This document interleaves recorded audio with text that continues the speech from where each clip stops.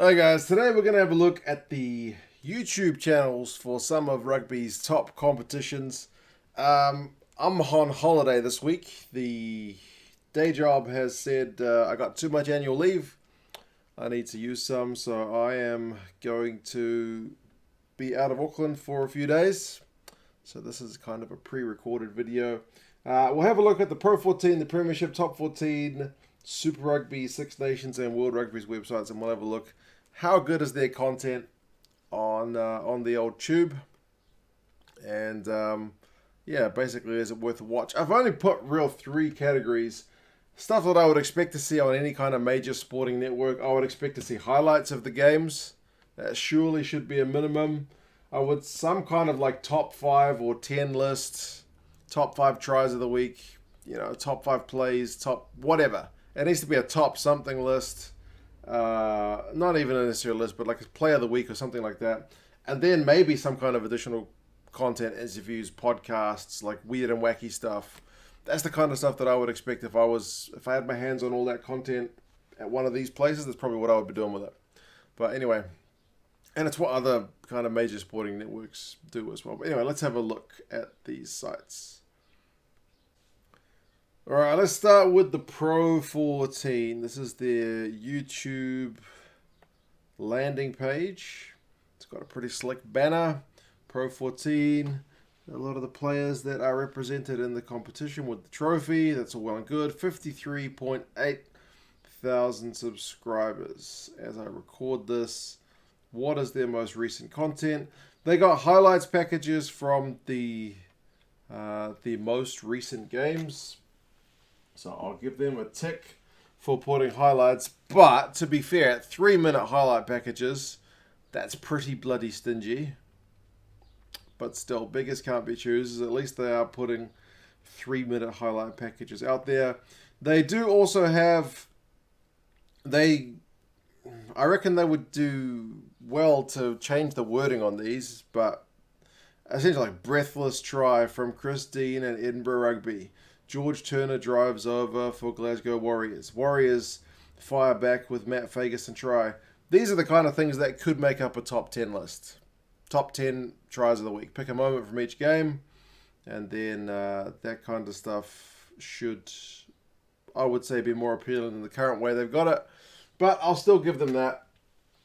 Top moments of the games, they've put those there, even if it's not in the form of a top 10 list. And they also do a live stream. I think it's the only bit of extra content they've got. This Under the Sticks thing. Where they've got a bunch of pundits on to chat rugby. So they also have at least one piece of additional content on the Pro 14. So that's all right. 3-minute highlights, as I said, could be longer. Their top 10 stuff, I reckon, could be better done than the way it's being done. And they've gotten a specialized podcast they put on, so no real complaints. It's okay. It's a pass. It's a pass for the old Pro 14. Now, the Premiership one is a bit of an interesting one. If I find the actual Premiership page, for some reason it seems I've closed it. Here's the Premiership. So let's look here. Old photo on the banner. Clearly, it's got Saracens in the middle as the champions. It's got some players like Danny Cipriani's no longer with Gloucester and whatnot. And 4-month-old videos. What's up with this? Have they fired their social media person at the Premiership? Why is the latest content 4 months old? Well, I'm not sure what the deal is. I would imagine it's maybe Sky TV here in New Zealand, but they are blocking it. Because if I connect to... I've tried Ireland, South Africa, and the UK on the old VPN. If I connect to... I'm just going to go with the UK. Suddenly, whoop-de-doo, the Premiership actually has some new content. Look at that. That's just blocked here in New Zealand. Geo-blocked. That sucks. But anyway, it's one of the additional uses of having a VPN, man. You get behind that bloody geo-block content. Anyway, I'll put a link in the description if I remember. It's always good to have a useful VPN. For rugby and for other stuff as well. Premiership has 110,000 subs, so bit more than the Pro 14. And they seem to do highlights packages, 5 minutes, nearing on 6 minutes for most of these games. So they are doing highlights packages. Good on you, Premiership. They are doing play of the week, try of the week. That's pretty much the stuff I'm talking about. I mean, disallowed try of the season, that's kind of good stuff, right? 26,000 views for disallowed try of the season. Those Pro 14 ones, which were really wordy, we're not getting bugger all in comparison. So, yep, that's the kind of stuff you would expect to see. And do they have additional stuff? I just checked this one out, like the Flats 15. So, David Flatman picks his kind of team of the week. Yep, that's additional content. It's kind of like making a dream team. Yeah, I think it's pretty solid. It's a pity that it's blocked here in New Zealand. Although, like I said, I tried it for South Africa servers, Ireland, UK, and all those worked fine. So I guess it's just those of us here in New Zealand that are the unlucky few. But anyway, yeah, the Premiership site I think actually looks pretty good.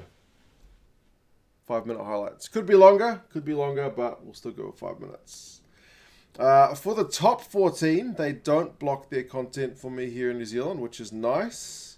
It's all in French, but that kind of makes sense because it's a French competition. 71.3 thousand subscribers.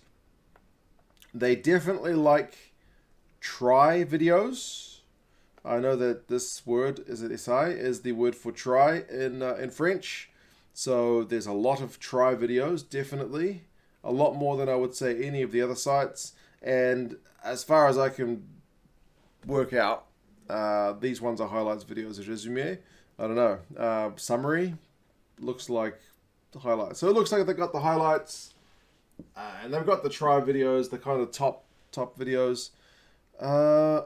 I'm not sure that they do much else in terms of additional content. Not that I would probably be able to access it anyway, in terms of like podcasts or interviews. It pretty much all seems to be tries and highlights as far as I can see. Top tries from December, 5-second post-match interview maybe. Yeah, so it looks like they're a little bit lacking in that, but I don't know what the market for that is like in France. Now, Super Rugby's one is a bit different. Super Rugby's one is different mainly because they combine their content with their international content. So, Rugby Championship, Tri-Nations in 2020, usually Rugby Championship, and Super Rugby, it's all on the same page. 204,000 subscribers, but like I mentioned, it's combined. One thing you'll notice is they haven't put any content up for a bloody long time because there's been no Super Rugby or Tri-Nations being played. So, yep, but they're a bit more generous with their highlights. 7 minutes for Australia versus Argentina, 6 minutes, 5 minutes, 5 minutes, 7 minutes. They seem to give the international games a little bit more highlights. So they do highlights. That's good. They do like these moments, like play of the week, try of the week. So that's kind of exactly what you would expect. But kind of like the top 14, they don't seem to do any podcast or, I don't know, stats analysis show or anything like that. It's pretty much just all play of the week, try of the week, highlights of the round. And that's it. But I mean, it looks professional, right? The thumbnails look really good. Just be nice for them to chuck some extra content in there if they could. I'm not sure if they used to, but they don't seem to be doing it anymore. The next one, the Six Nations, 167,000 subscribers for the Six Nations. I hate this line, Rugby's Greatest Championship. I know it's just marketing, but I don't know. I just don't buy that one, to be honest. I know the Six Nations is a great competition, but Rugby's Greatest Championship?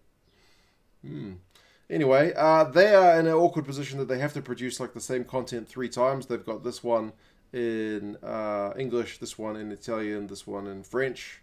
All the same game, 7 minutes and 8 seconds. So that's just the perils of competition, which is multi-language, I guess. I don't remember the Super Rugby side ever doing anything in Japanese, but I could be mistaken.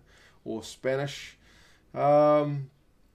But yeah, they do highlights, and they do those kind of key moments. Healy barrels over, scintillating Fiku break, so it's more like the Pro 14 style highlights, and they usually do extended highlights as well, which is good. They get the initial highlights out quick as a flash, and then they do get the extended one out a bit later as well, which is good of them because they don't have to do that. And they do other content as well, like post-match stuff, Super Saturday love letter from Guinness, so I guess that's essentially a glorified ad, press conferences. So it seems like they've put in a bit more effort than maybe like the Super Rugby channel does, instead of just kind of keeping it purely just highlights and kind of top lists. So yeah, Six Nations content looks pretty solid based on that. Rugby's Greatest Championship. Rugby's Greatest YouTube page. I think that probably goes to this one. World Rugby, I think, are the ones that seem to put the most effort into their YouTube videos. Apparently I have to refresh it because it wasn't loading. But yeah, they've got 902,000. I would have thought they would have had 1 million. But this one seems to be the most professionally run of all. I mean, they're incorporating Among Us, which is a popular video game at the moment, into their YouTube feed. They've got the classic, like what you would expect from a professional sports, YouTube page in terms of the greatest moments, top 10, greatest backs, greatest ever this. They've got Squidge on with some of his shows. They did the World Cup draw stuff, all kinds of like just proper, like funniest this and that, like just proper content, man. During the World Cup, they did do the highlights as well. They started with just regular highlights, but they ended up putting on extended highlights as well. So this one, overall, I would say, is probably the best of the bunch. I'm sure they're spending the most money on it, and they've also got access to probably the most footage. But yeah, the World Rugby YouTube page, in terms of what a sports YouTube page should be doing, seems to be doing the best of the lot. But yeah, guys, that's pretty much it. That's how I rank them. Well, at least in terms of, I think some of these sites, I think the Pro 14's got areas they could be working on. The Premiership's doing a decent job, although it is a bit geo-blocked. The World Rugby one is the one that sets the bar. I mean, not that kind of content is everyone's cup of tea. A lot of people will only watch highlights, but it's good for them to have a decent offering, and you can see the videos that get that kind of views. Like Out of the Ordinary stuff is just, attractive to people who don't necessarily just want to watch the game as well. Top 14 and Super Rugby, the only ones who don't seem to really put in any dedicated additional content other than just the highlights and kind of top results. But yeah, I hope you guys are doing well. Hopefully you're all keeping safe. The weather forecast, as I sit here before I leave, is pretty horrendous. So I'm sure my holiday is a wet one. I'll be taking the old wet weather gear. But yeah, you guys let me know your thoughts on these. How often do you go to these pages? Are there any other YouTube pages for rugby that you regularly access? Is it for highlights? Is it for podcasts? Off the Ball is a decent podcast. Good and the Bad and the Rugby is another podcast. There's bloody podcasts coming out of your ears at the minute. But yeah, you guys take care. I'll talk to you soon. See you later.